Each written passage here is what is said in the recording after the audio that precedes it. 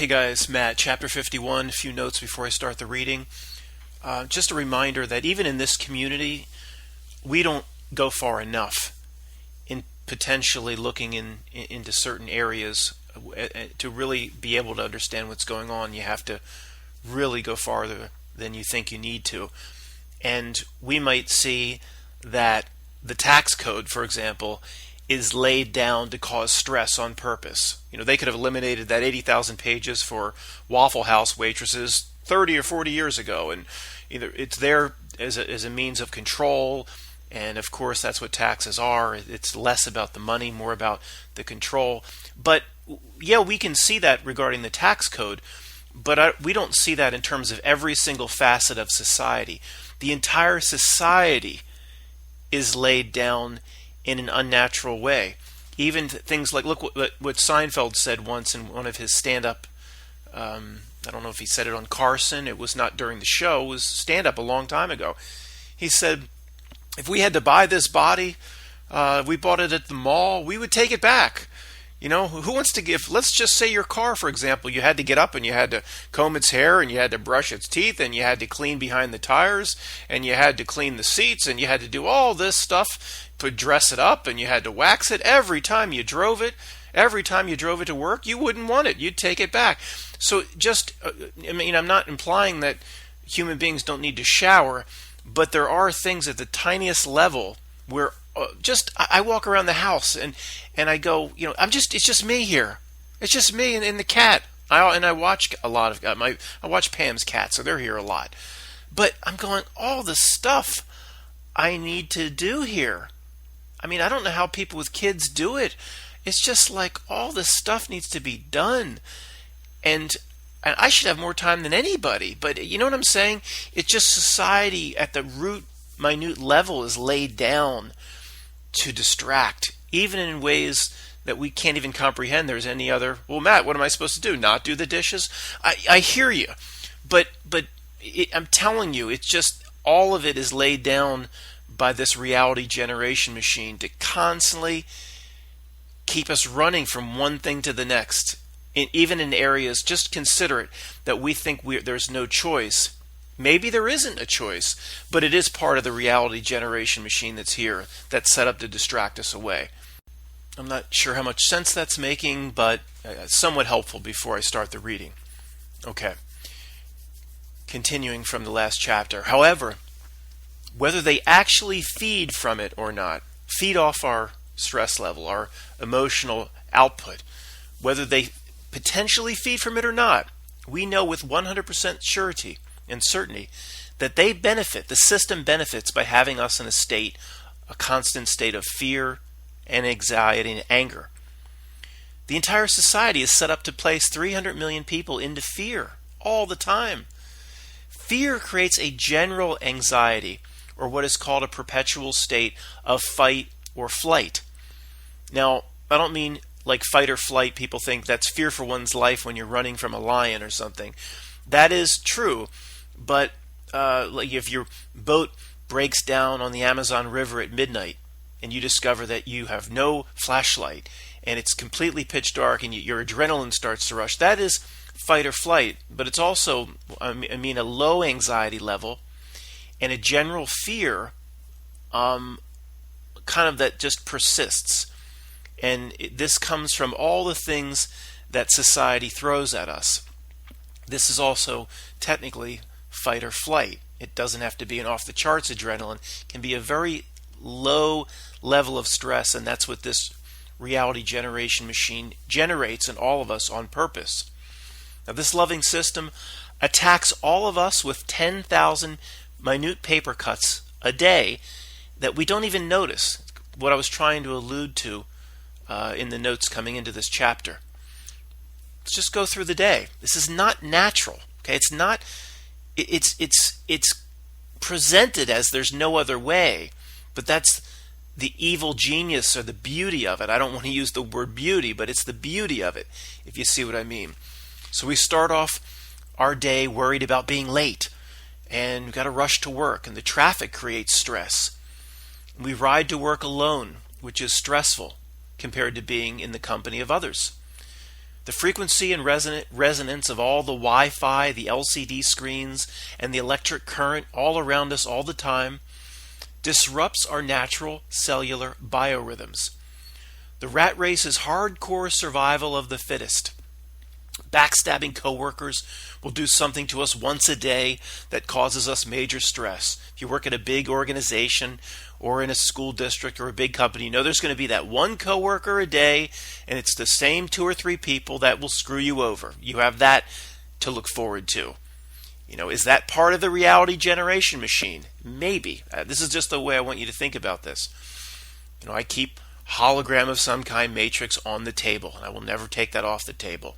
It's becoming a bigger item on my table because there's not many other ways to explain the madness of our daily lives.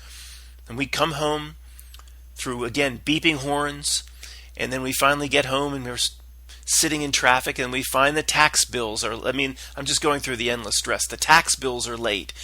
And then the medical bill collection service has started leaving messages. I don't mean to stress anybody out listening to this. We got to get through this. Your kids come home and they're indoctrinated at school to not respect their parents and to hassle the parents all day long over petty little shit like getting a new Game Boy. Society dictates we can't just let the kids outside to play. I came home from elementary school in the late 70s. No parents were there, just went out, played with the other kids in the neighborhood. Mother came home later, just had no idea where I was, yelled out, for me to come home for dinner, and I would come home. Now all play needs to be supervised, and of course all the parents must be at the bus stop. All play outside. Oh, that needs to be monitored. Someone's just going to come right up and throw the kids in the back of the van, which is just there's no more bizarre, creepy pedo murderers today than there was in the 70s and 80s. They just want you to believe that. The incidence rates might be slightly up. It would have no impact on letting kids outside to play. That just doesn't happen anymore. It's the fear that society is implanted. It's 99% of it doesn't exist. So the kids come home from school. Somebody's got to be there, or maybe the parents come home. One parent comes home a little earlier because the kid has piano practices, and then they need to be driven to piano practice. My mother didn't drive me anywhere. I for like 2 months a year, I had Little League. She would take me to that. That's it. Never took me to anyone's house. Never did anything. Just put dinner. That's just parents didn't have the need to entertain their kids in the 70s and 80s. Just let us out. Rode all over the city with our BMX bikes. That was it. There's no video games. There was nothing. No. And then you have to, parents are saying here, we'll have to go pick the kids up and then from the piano practice. And then the parents will have to call the electric company because the bill all of a sudden jumped up $100 overnight. Well, how'd that happen? Why'd the electric bill jump up $100 than it was last month? Oh, because somebody switched me over to a green provider. And the green provider in the fine print says, well, we carry these rates for 6 months, and then we adjust your rate to a variable rate. So then you've got to spend hours on the phone negotiating with the green energy provider. And who got me involved in this? It's just one more thing on my list. And for every 10 cents, the green provider, 1 cent of it goes to green programs and 9 cents goes into their pockets. After pushing 1 for English and navigating 3 other prompts, you get the same old message. We are experiencing higher than expected call volumes and longer than expected wait times. How is it that half the vendors I have to deal with all the time are experiencing higher than expected call volumes? Well, gigantic vendors like Verizon, can't you just expect, or don't you know now via your supercomputer studies when to expect more call volume and kind of create more infrastructure? You're only a $100 billion company. Get it together, you fuckheads. Then, to relax, after all this, you take prescription medication and drink alcohol while watching digital TV that is filled with violence and is meant to elicit more anxiety. Sure, the weekly orgasm carries a lot of stress away, just like a Calgon bath. But even the married man or woman starves in this regard after just about a few years. The pornography on the web now is such a horrible, disgusting debauchery. The tax on your spirit and soul from watching it isn't even worth the stress release. The horrific internet porn makes even the ancient god Pan blush, and all that little horseman did all day long was screw. Young kids have watched this type of porn their entire lives, so the first time with a woman is like that sick scene in American Psycho with the two prostitutes listening to Phil Collins. During his first time, the little 11th grader yells out to his prom date, "Is this what you've been dreaming about, baby?" I mean, these poor kids today. Matt, wouldn't you want to go back and be young again? No, absolutely not. The loving relationship is as lost as Brad Pitt was in Tibet. Now, society, after all I presented, doesn't stop there. Society's not satisfied. The vampires that laid down this reality stress machine called our lives are not satisfied. We the people haven't been fucked over enough. They need to bombard your life with even more stress and create more anxiety and fear. Again, that something feeds off of, literally, in my opinion.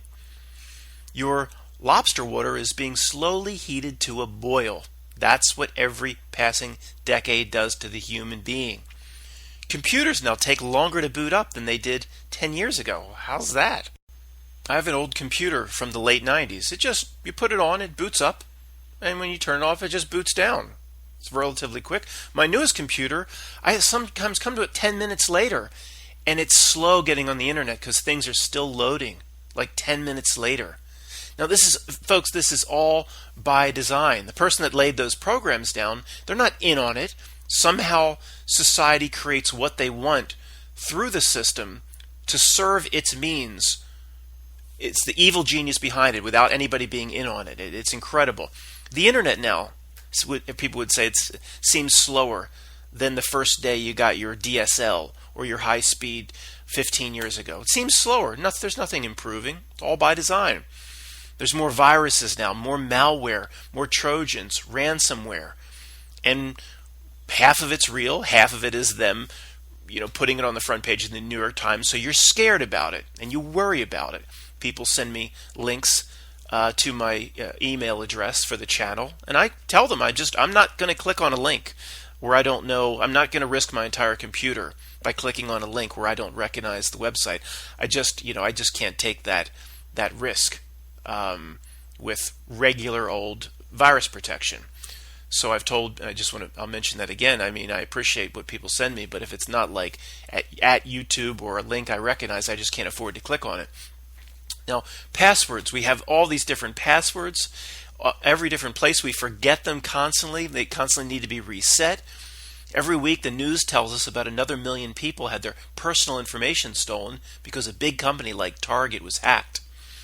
All computers now have little cameras, and we need to cover them up because we know that somebody's probably watching, like that creepy episode of Black Mirror I recently watched, where the camera was watching him do things in front of the computer. So the FBI director, or whichever one it was, says, yeah, I have to cover my laptop camera. So we have that stress that somebody's watching. And again, I'm not saying somebody's not watching, or whether somebody is or not, the system itself loves to perpetuate that fear in people.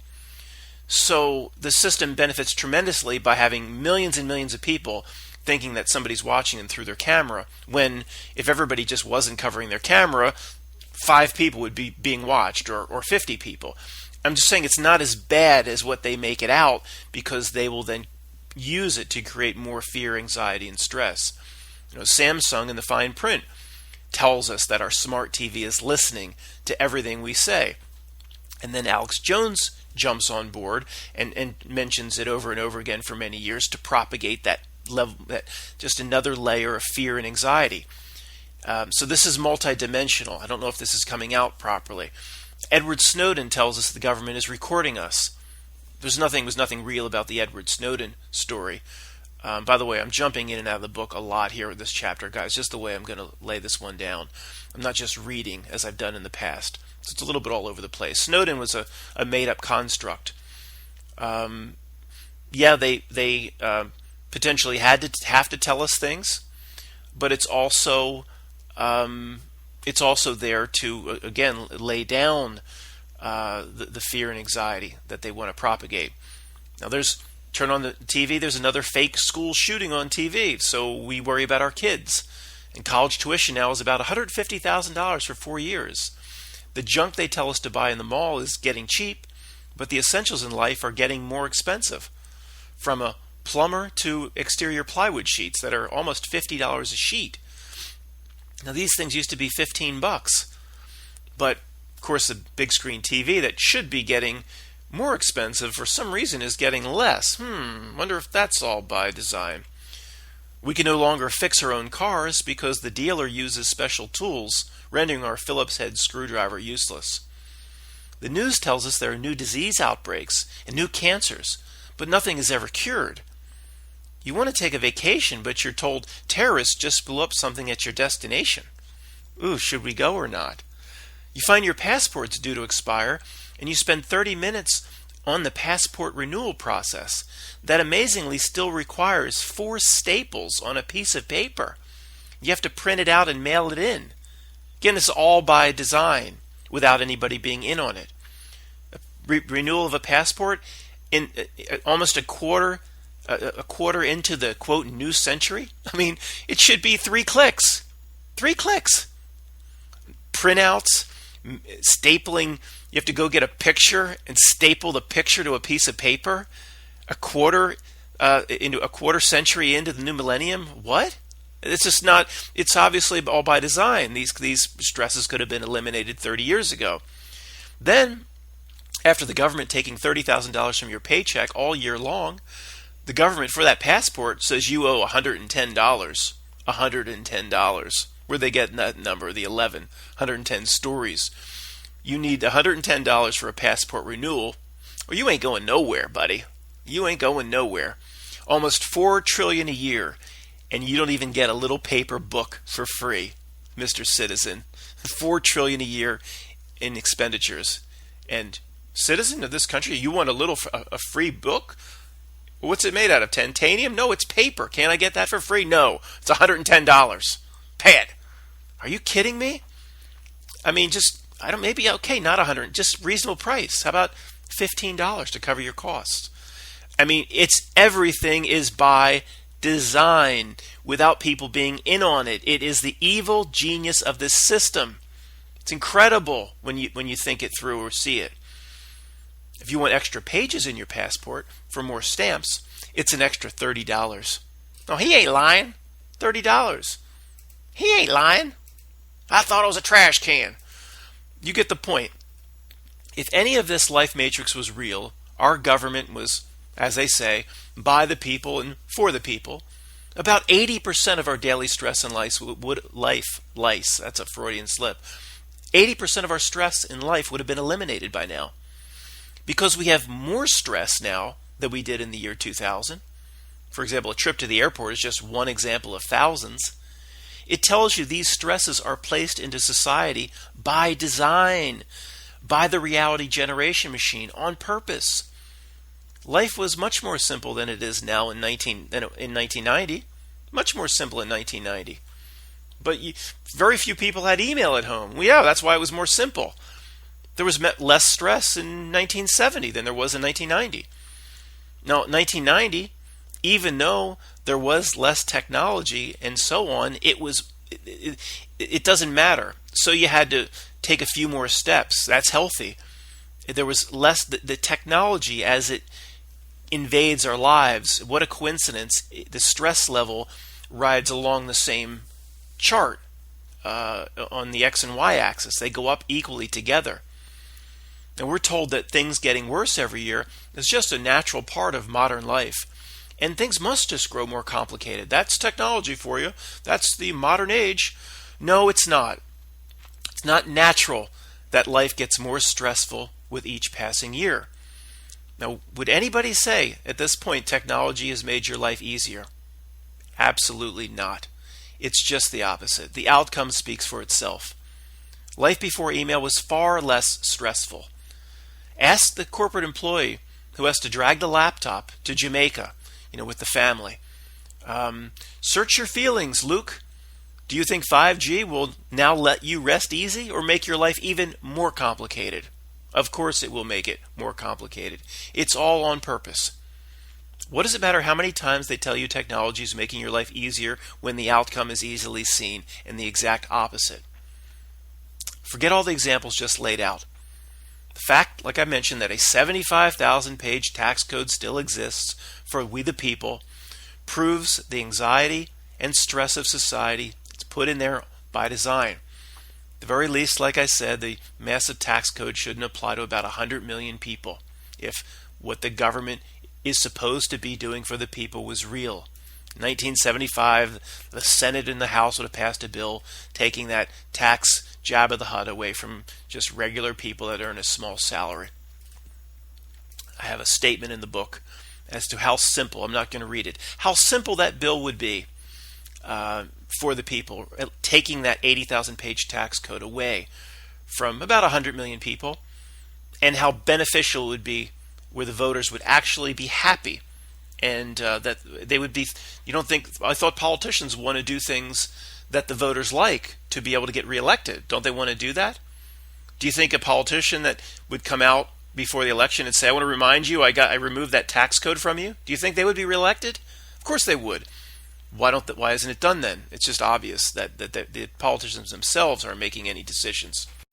Concerning all the news stories about this big company or that big retailer got hacked and 20 million personal accounts were compromised, or your personal data was stolen. Now these scandals pop up all the time. It's all over the news anymore with these retailers like Target and banks. You know what? I don't believe it. I don't believe it, folks. I believe this is another cooked up story in a fake world. For one, here we go again. It creates stress in the millions of people who have used that retailer that was hacked recently. Oh no, somebody has my personal information. Look at this story in the news. Well, sir, what exactly does that mean, and why are you stressed out about it? Well, I don't really know why I'm stressed out about it, but that's what I've been conditioned to do when I hear these sorts of news stories when I've used that retailer. There's no reason to be stressed. There are 100 databases on the internet that know absolutely everything about all of us by now anyway, and they have for years. Even the free services provide a scary amount of information if you look yourself up, for example. The pay services, the ones that really know all about you, can probably tell you what magazine you used to jack off to in 10th grade. So if you hear Target was hacked, so what? Nothing you have is secret anymore anyway. Putting out a news story that 20 million people and 20 million customers had their personal information hacked implies personal information is something to be protected, and implies they don't already have it, which they do. Who cares? Even if it's real. Who cares if Target was hacked and somebody got your personal information? If somebody puts 100 dildos on your credit card, you're not responsible for the charge anyway. It may be embarrassing to dispute that charge, but trust me, you can get out of it. The news gives away how fake it is, because what do? They present that sort of nonsense that a big retailer was hacked as the lead story all the time, that a bank was hacked as the lead story all the time, like it's such a big deal. They're there to foster an environment of fear. Here's an immutable truth. Fear is only created by and through attachment. No attachment, no fear. If you have nothing to lose, you have nothing to fear. Let's pause and think of a time in our lives when we had nothing, little to no money, no possessions. Did you have any fear? You had no fear. Now, this does not mean most of us are ready to drag cardboard boxes up to the top of Brokeback Mountain to live out the rest of our lives. My favorite example. But if we can understand the cause, we can work on the problem. Attachment, fear. Society crafts the script or the spell that you need to live in a certain way. You have to keep up with the Joneses, asshole. You must live in a certain way and carry a certain lifestyle. Or like Matt, you're a loser. Following the script the controllers give us breeds mountains of fear and anxiety in most people. Its first and best weapon is debt. The average 35-year-old finds themselves hundreds of thousands of dollars in debt because of the mortgage and the car loan. And just when they're both getting paid off, honey, you think it's a good idea if we buy that beach home? There just has to be another way to go into debt that I haven't thought of. Add to that your kids who will spend, many of them nowadays will spend close to $200,000 for 4 years at college. And somebody around age 35 has essentially signed up for a 15-year tour of duty in a slave system of anxiety, bound to these choices because they were bound to keep up with the Joneses. The script then sees you're vulnerable. This one's vulnerable over here. So the construct will throw even more shit at you and stress your life to DEFCON 1. Your wife gets a speeding ticket. And then you, right the next day, found out you missed your property tax payment. And the county has sent a letter threatening a lien on your home. And oh my gosh, the next day your employer's company, it's being acquired. And you hear all the new owners will be laying about 30% of the workforce off. This list of stress bombs that the reality script delivers, that the Matrix delivers, is never ending in this modern society. And it's all evil genius on purpose. No, most people are not in on it. Each worker bee simply reads the cue cards he or she was given. The CEO at the medium-sized company laying off 1,000 people, they're not in on it. What does his or her cue card say? He believes he's acting in accordance with shareholders' best interest and following the script that he learned at Dartmouth. Certain people need to be laid off because we have to have this return on investment. That's this cue card he's reading. Sleeps very well at night. There's nothing wrong with that from his or her opinion or perspective. Nevertheless, this person is carrying out the plans of this matrix as an unknowing agent of it. The CEO of a company like GE, for example, may altogether be another animal. They may understand how things work, but only at the highest levels. Big shot CEOs at megaliths like Google and Exxon and big drug companies may be sitting at the very table with the Sith Lord itself, which, as you know, I don't think there's any creature behind the final curtain. It's just the way this reality works. But those at the top have an understanding where, as I mentioned, almost everybody else is simply just reading their cue cards, thinking they're doing the very best for themselves inside of a modern society that can't get any better. Few people are in on it, as I said many, many times. Look at doctors, for example. Generally good people. Okay, they're not trying to kill you willingly. Okay, they're not. Many do kill a lot of people, but they're generally decent people. How many of these doctors have ever taken a minute to really think about simple things that are so clear to mutants like us? How many doctors have ever asked, why aren't I allowed to treat cancer outside of this tiny little box of chemo, radiation, and surgery?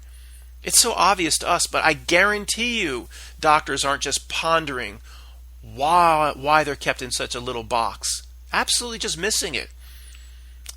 Any doctor with any sort of veil removed would be saying, well, shouldn't I be making all these decisions myself as the patient's physician? The doctor should also ask, anybody that's dropped a veil would say, where are the cures? How come we have no cures in the last 50 years?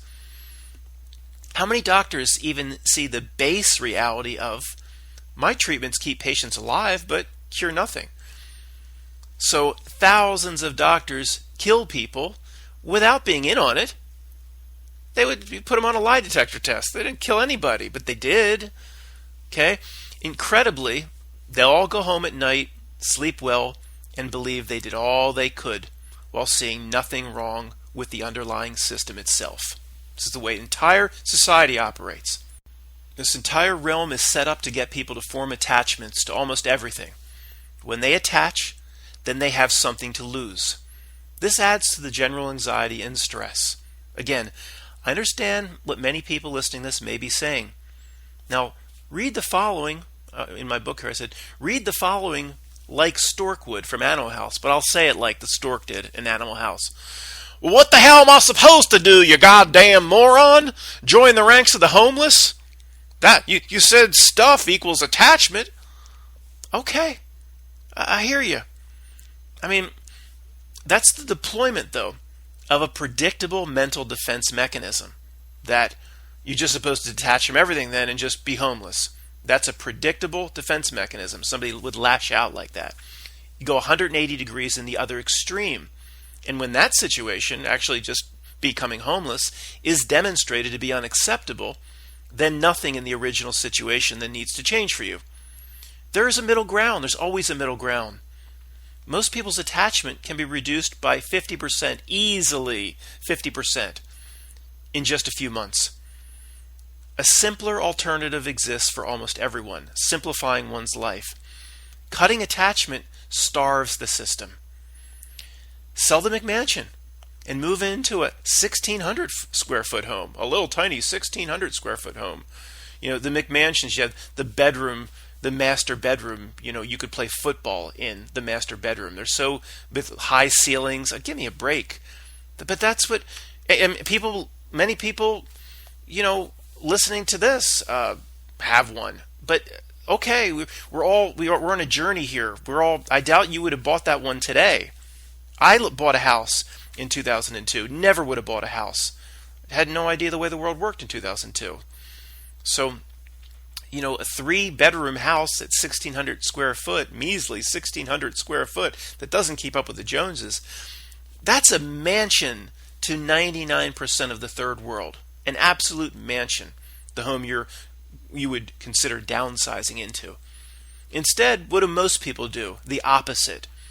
They get a raise or something, and then they actually try to get a bigger home, and they pile up more things and more attachment right up to the very limit of their paycheck. Incredible, the decisions people make when you think it through.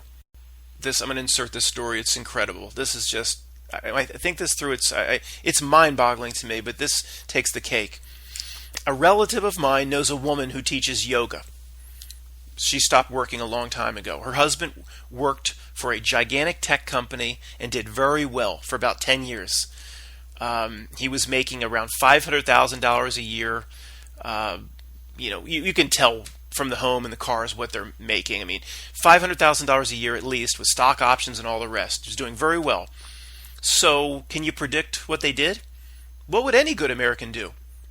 They built like a 10,000 square foot home on 12 acres. Now this monstrosity doesn't even look nice. It's just like one gigantic room built onto another, and because they had extra money laying around, we need to build another room. It's just like a big monstrosity. It's gross. It's like Fat Bastard in Austin Powers. Get in my belly.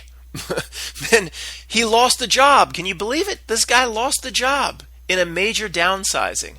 And he had to settle. Oh my God, play the harp, play the world's smallest violin. He had to settle for a job that just paid about $200,000. And the family, though, of course, had to go into panic mode because they built the 10,000 square foot home and they had the cars and all the leases. And the yoga instructor, this is the point, the yoga instructor, who was having a very simple life, interacting with my relatives and had no stress. Well, she had to give up the classes she loved to teach, and she had to get her old hospital job back that she hated so they could stay in that gigantic home and pay the massive bills. Now, again, I don't know exactly what kind of cars these two people drove, but I suspect they weren't 2005 Toyota Corollas. Again, I'm sure they were massive leases, or the new Mercedes S-Class would be, that would be an $800 payment a month, and I have no idea, but I bet the kids were off to schools like Colgate and Bard College and other liberal bastions that believe they're the Ivy League, like Bryn Mawr College, that are, because they pretend they're the Ivy League, they charge also about $60,000 a year, no joke. $60,000 a year, no joke. If these dummies in this story would have just lived in a regular, average little home of 3,200 square feet, one of those McMansions I described where you could play football in the bedroom, the master bedroom, if they would have just lived in one of those little things and just kind of kept up with the Joneses instead of trying to exceed the Joneses, and they could even have a pool out back. All of this stress, the panic mode they went into, would never have happened. These dummies get what they deserve. Society's script will throw a million variables at people that deep down put people into a state of being fearful they'll lose the crap that they've attached to. If things were real, those in the friendly government looking out for us would have set up a society or helped to foster a society so people are as comfortable and assured as possible. See, if the government was for us, they would try to remove anxiety, don't you think? Instead of piling it on? Instead, our interaction with all aspects of what's called government is as confrontational and as stressful as possible. By design? You betcha. Let's walk through an example, one tiny example that has happened to millions of people, forgetting to pay a local property tax or a school tax at some point while owning their home. Now, what does this late notice from the taxing authority look like typically? Is it the first example I'll read or the second example? Number one, big red envelope arrives, screams out at the top on the envelope, immediate attention required. You see it's from the county.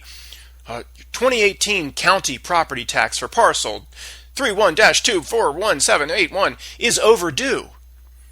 Failure to pay this bill in full by June 1st, 2018, or formally responding to this notice using a letter of confirmed receipt requesting a hearing will place a lien on the home.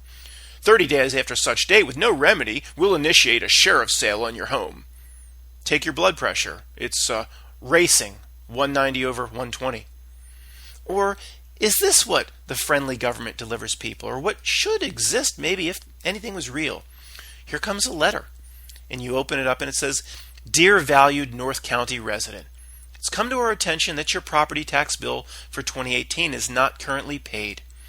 We know the unexpected can happen in life, and you didn't mean to overlook this payment.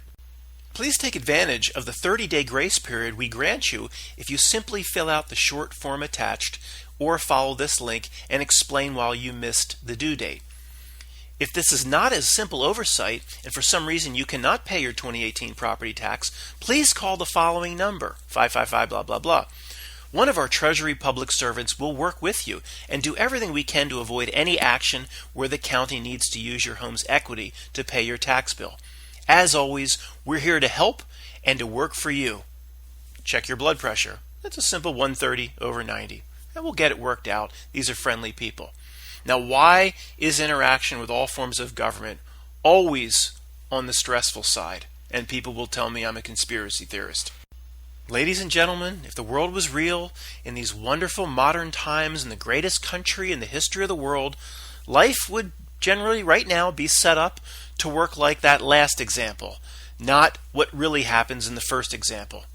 The technology has existed for 30 to 40 years to make our lives about 80% with 80% less stress across the board, whether it be tax bills and everything else.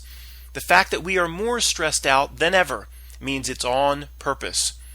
You'll soon understand why they must stick it to us, why it is their role. We'll talk about that soon. I'm mentioning that in the book, but people hear this YouTube channel, we've talked about that for years. Think about getting a letter from any government agency, any entity, the IRS, the EPA, State Department of Revenue, local taxing authorities, state police, TSA, anybody. Does that letter from an agent of government sitting in your mailbox bring a smile to your lips with thoughts about the kind people you'll soon be speaking with? Or does that letter bring dread, fear, and even panic? The answer is obvious. We're conditioned to believe that things must work this way. Not only don't we demand other options from our loving government, we don't even see other avenues are even possible. We don't even ask for it. Certainly it has to work this way. If we even stop to think about it. Things don't have to be this way. All of it was designed this way on purpose to create a never-ending degree of anxiety and fear of loss of what we've attached to. Now, I used to get on one certain relative of mine I thought was a total loser for doing this. Now the person's a genius. I totally see it a different way.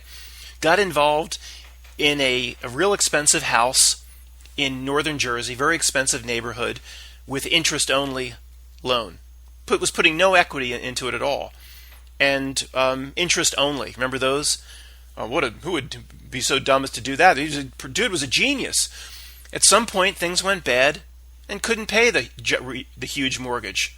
He wasn't attached to anything. There was no attachment. He has not one penny of equity. It was interest only. And of course they're going to move him out of his house, but it took him a year. It took him a year to get him out. He was a genius. He didn't attach to anything. Things went bad and they said, we're going to take your home. He said, fine, fuck it, take it. I don't give a shit. Take it. And it took him a year to take it. So he's a genius, an absolute genius. When I at first I was applying society's script that, he has no equity in that home. What a loser. No. Applying society's script and reading society's cue cards is always wrong. The other side of the coin this reality generation machine throws at us is learned helplessness. It's likely something feeds off the fear frequency that we project out into the ether. I have no direct evidence of this, but there's almost no other explanation for the way society is structured. If you're having trouble understanding this, or I've not done a good enough job explaining these concepts to those that are new here, stop thinking of those who are, quote, in control as normal men and women. Don't think they have the same motivations and thoughts you have. They might not even be normal men and women, but that's for another discussion. But we know they have no empathy or sympathy, none. It's best in understanding these concepts in general to think of them, the Hillary Clinton creatures, it's best to think of them as not human. Or if they are, they're made of some sort of chromosome set that you and I don't have. Okay? At the very minimum, the only way to understand them is to believe that they are extreme psychopaths or sociopaths. This is the only way to even attempt to understand the sinister element that plays puppet master over us with their minions. Never be naive enough to apply your values and the way you generally think about things to these creatures who take the form of Hillary Clinton or a corporate CEO, or take the form of Bill Maher or Bill Gates or Boner, or take the form of the Queen or a U.S. Senator or 1,000 other doppelganger forms that they star in our They Live movie. And I'm not implying they're shapeshifters at all. I don't know what they are. I don't know. I don't take that off the table. Who knows what they are? Because they don't act human, okay? Do I take off the table that they potentially are not human? No, I'll always leave that on the table. I believe we live in some sort of matrix simulation, so why would I take anything off the table? Again, 99% of the people in government and in the agencies who deliver all the stress, they're not in on it. They're simply doing their job in the compartmentalized way that they've been taught to do it. Now, what's amazing is millions of government workers have come and gone. Tens of millions have come and gone. And almost none of them have worked at implementing a kinder, gentler way of interacting with the population. Think about that. Think of the mind control and the veils we wear. Tens of millions have come and gone, and, maybe 4 of them out of tens of millions said, we're not interacting with the people we're supposed to be serving in a friendly way, and we need to improve this. You think they do that? No, they don't. They don't even try to do that or to fix that. Deep down, they probably know, even if they thought that way and mentioned it in public, they'd lose their job if they ever attempted to change the structure of how things work, let alone try to improve things to make it easier on Mr. Joe Public. What's even more amazing is both the government minions and almost all of the population of regular people find that the stressful style of confrontation between themselves and the government is completely normal. Both sides are mind-controlled to ignore what should be these easy and obvious fixes, like what I presented earlier. This, more than anything, leads me to know that the master craftsmen of this system are not just sinister, they may be of an inhuman intelligence. The system that benefits a tiny group at the top is too perfectly designed in their favor at this point. When the Occupy Wall Street useful idiots were sleeping out in tents and rolling around in their own feces, their mantra was the 99% versus the 1%. Even that was meant to mislead. 1%, that implies there's 3 million people basically in control of this country. No, it's closer to 30 people And can you even call them people? It's not 1% versus 99%. That whatever that thing is on the back of the dollar bill, that top penthouse, it's not 1% Occupy Wall Street jerks. It's 1/1000th of 1%. And as I said, it may not be human. If one chromosome's different, by definition, it's alien. It may be an AI. It may be a form of technology. We'll never know. Stop looking for the endless curtains to pull back. So we need to work on ourselves. Now, the ancient people detected there's likely an evil script of some kind running over this reality. Don Juan tipped off Carlos about it. As I said, what the ancients kind of sensed was happening is why the concept of fate is so big and dominates the ancient world.